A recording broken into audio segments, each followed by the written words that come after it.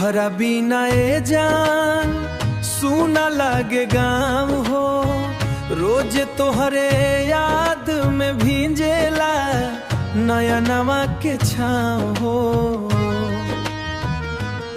जवन सपना सजवनी ओ हमें आग लग गइल, तू गैर के हो गइलू हम तन्हा रह गइल। दिलवा टूट गइल हो, ससवा छूट गइल हो, तोहरा प्यार में सनम सब कुछ लूट गइल हो। रात भर रोइले अखिया तकिया भी जाला, तोहरा बिना ए पगली जियल ना आसान लागेला।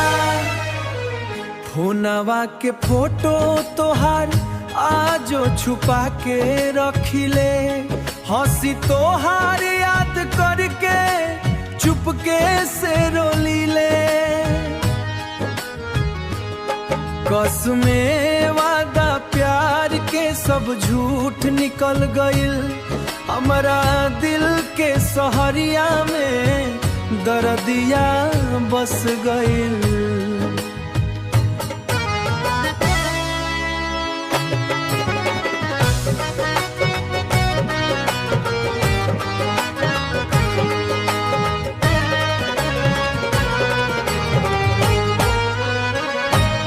दिलवा टूट गइल हो, किस्मत रूठ गइल हो, तोहरा जैसन बेवफा से नाता जुड़ गइल हो।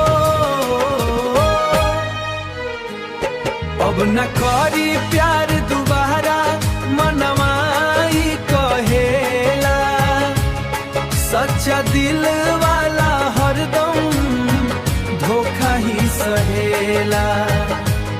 सच्चा दिल वाला हरदम धोखा ही सहेला। हम तन्हा रह गइल।